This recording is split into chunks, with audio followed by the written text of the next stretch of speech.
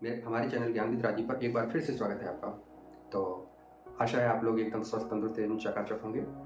तो जैसा कि मैंने पिछले वीडियो में आपको पाइथागोरस थ्योरम के बारे में बताया था, तो सोच रहा हूँ कि पाइथागोरस थ्योरम से रिलेटेड जो एक्सरसाइज है क्लास 7th की, जो 5th चैप्टर है, उसमें से कुछ क्वेश्चन आज करवाते हैं, उसका रिवीजन करवाते हैं। ठीक है, जिससे आपका फॉर्मूला भी कंप्लीट होगा पाइथागोरस थ्योरम का, और जो उसके क्वेश्चन हैं एनसीईआरटी के, वो भी कंप्लीट होंगे। तो बच्चों ध्यान से देखेंगे, एनसीईआरटी में चैप्टर नंबर जो 6 है वो ट्रायंगल्स एंड इट्स प्रॉपर्टी का है। तो उसी में एक पोर्शन है पाइथागोरस थ्योरम। तो पाइथागोरस थ्योरम की एक्सरसाइज 6.5 जो है आज हम सॉल्व करवाते हैं। तो इसमें पहला क्वेश्चन है, ध्यान से देखेंगे, P Q R is a triangle. Okay, P Q R एक त्रिभुज है जिसमें क्या है, जो ट्रायंगल पी पॉइंट पे राइट एंगल है। ठीक, तो सबसे पहले हम एक राइट एंगल ट्रायंगल क्रिएट करते हैं। तो राइट एंगल ट्रायंगल चाहे आप इधर साइड बना दो चाहे इधर साइड बना दो, तो हम ये बनाते हैं। एक सबसे पहले हम इसका ट्रायंगल बनाएंगे। तो ट्रायंगल इस तरीके से बना लेते हैं, राइट एंगल ट्रायंगल। ये हो गया राइट एंगल ट्रायंगल। ट्रायंगल का नाम है पी क्यू आर। तो पी क्यू आर डाल देते हैं। राइट एंगल पे कौन सा है point? P.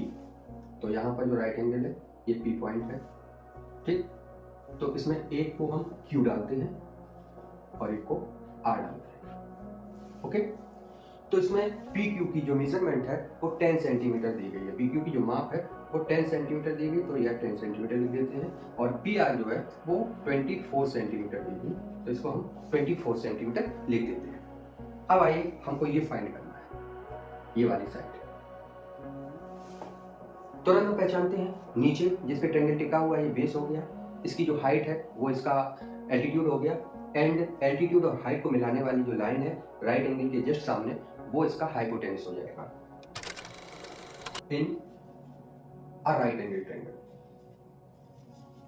Right angle triangle by Pythagoras theorem. किसी भी ट्रायंगल में पाइथागोरस थ्योरम से जो h स्क्वायर होता है वो जो किसके बराबर होता है? a square plus B square.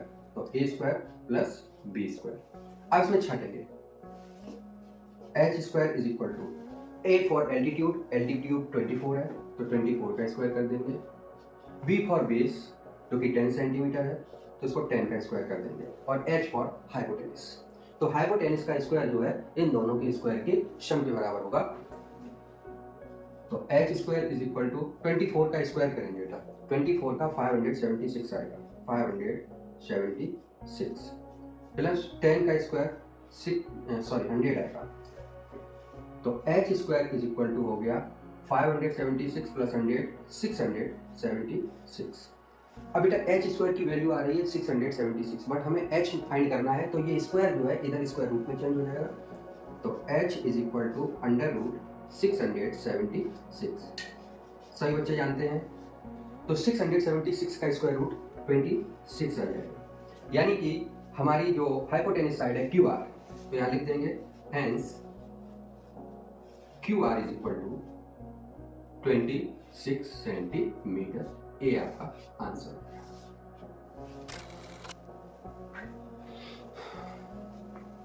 तो इसमें हम वही लिखेंगे, सबसे पहले in the triangle, in a right angled triangle, right angled triangle। दूसरी लाइन क्या बनाएंगे? Bye Pythagoras theorem, bye Pythagoras theorem.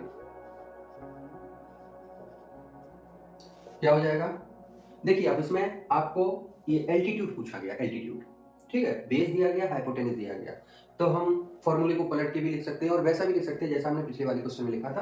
तो हम लिख देते हैं a square plus B square is equal to h square. ये हो गया formula, a square plus B square is equal to h square, या फिर h square is equal to a square plus B square. अब बेटा हमें ध्यान देना है, हमें एल्टीट्यूड निकालना है। तो एल्टीट्यूड यानी कि ए स्क्वायर को इधर रखो, बी स्क्वायर को उधर ट्रांसफर कर दो, क्योंकि इनकी हमें कैलकुलेशन करनी है प्लस माइनस करके। तो फॉर्मूला बन जाएगा ए स्क्वायर निकालने के लिए H square minus B square, यानी हाइपोटेनिस स्क्वायर से, हाइपोटेनिस के स्क्वायर से बेस का स्क्वायर माइनस कर देना। तो आ जाइए, A square is equal to hypotenuse रख दीजिए 25 का स्क्वायर माइनस बेस है 7, तो 7 का स्क्वायर। 25 का स्क्वायर सभी को पता है 625 होता है, और 7 का स्क्वायर 49 होता है। अब माइनस करेंगे, 15 में से 9 गया 6, और यहाँ 7 4 7, और यहाँ 576 आ गई ए स्क्वायर की वैल्यू। अब बेटा हमें ए फाइंड करना है, तो स्क्वायर को इधर ले जाओ, इसका स्क्वायर रूट लो। 576 पिछले वाले क्वेश्चन में था, जिसका स्क्वायर रूट 24 आया था। A square sorry A is equal to root 576, और 576 का जो स्क्वायर रूट आता है वो आता है 24। ठीक है, तो यहां लिख दीजिए hence AC is equal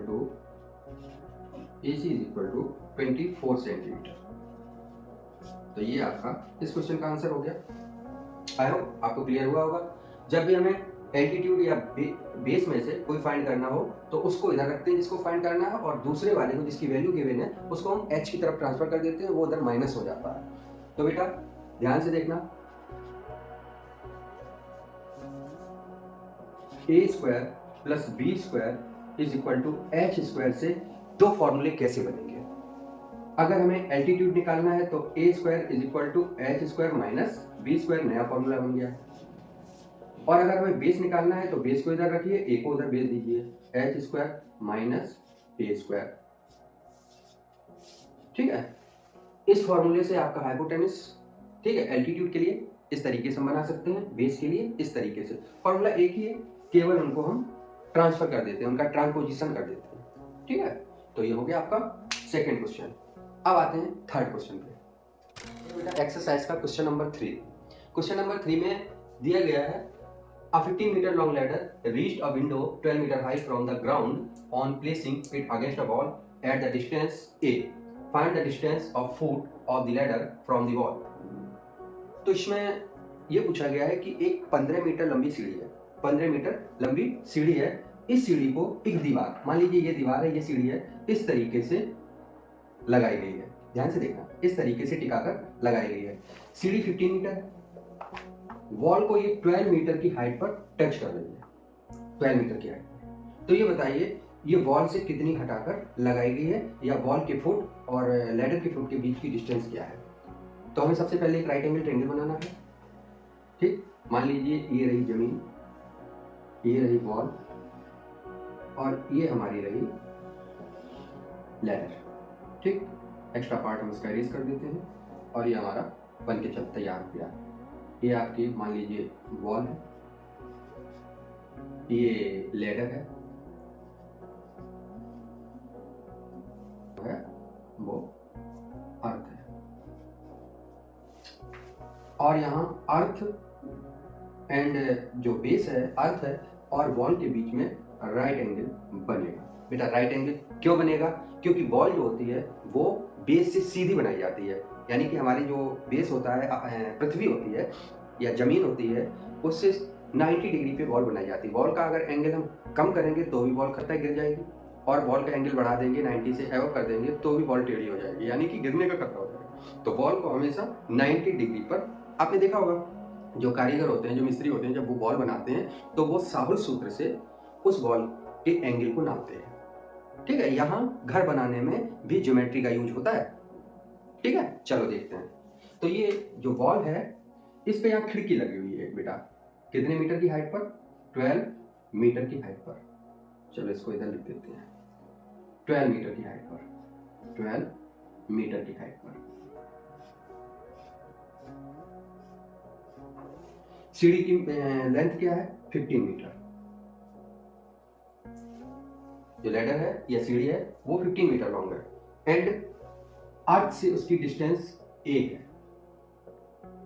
a, हमें इसी a की वैल्यू फाइंड करनी है। हमने यहाँ ब्रैकेट में मेंशन भी कर दिया, हमें ए की वैल्यू फाइंड करनी है। तो बेटा जो वॉल हो जाए, सॉरी लैडर हो जाएगी वो हाइपोटेनस का काम करेगी, वॉल एल्टीट्यूड हो जाएगा एंड जो नीचे अर्थ है वो बेस हो जाएगी। तो लगाते हैं तुरंत solution.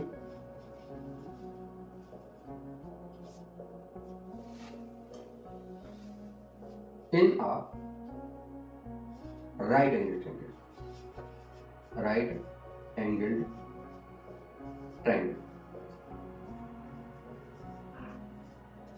by Pythagoras theorem. by Pythagoras theorem हमें क्या निकालना है, हमें बेस निकालना है, हमको हाइपोटेनस दिया गया है, एल्टीट्यूड दिया गया है, तो हो जाएगा a square plus b square is equal to h square. अब हमको जब बेस निकालना है तो बेटा बेस के साथ एल्टीट्यूड क्या कर रहा है, एल्टीट्यूड को ट्रांसफर कर दो, तो b square is equal to h square minus a square हो जाएगा। अब सबकी वैल्यू पुट कर दो, तो बेटा बेस की जगह a दिया गया है तो यहाँ लगा दीजिए a स्क्वायर, हाइपोटेनस 15 दिया गया है तो यहाँ लगा दीजिए 15 पे स्क्वायर, क्योंकि h पे स्क्वायर लगा हुआ है, माइनस एल्टीट्यूड की जगह 12 दिया गया है तो a की जगह हम 12 लिख के इसमें भी ये मुकुट लगा देते हैं। अब आ जाइए a square is equal to 225 minus 15 का स्क्वायर 225, 12 का स्क्वायर 144, तो a square is equal to minus करिए, 5 में से 4 गया, 1 बचा एंड 12 में से 8 गया, 12 में से 4 गया, 8 बचा और यहाँ 1 बचा, 1 में से 1 गया 0। a स्क्वायर की वैल्यू 81 आ गई, तो बेटा a की वैल्यू हो जाएगी, ये जो इसका मुकुट है इधर जाके ठीक स्क्वायर रूट बना दीजिए 81, तो a की वैल्यू आ गई a is equal to 9 metre, ठीक है। तो a की वैल्यू 9 मीटर, तो यहाँ लिख दीजिए सो द डिस्टेंस, क्या पूछा गया था, distance of the foot of the ladder from the wall, so distance between, अपनी लैंग्वेज में लिख दो, बिटवीन लैडर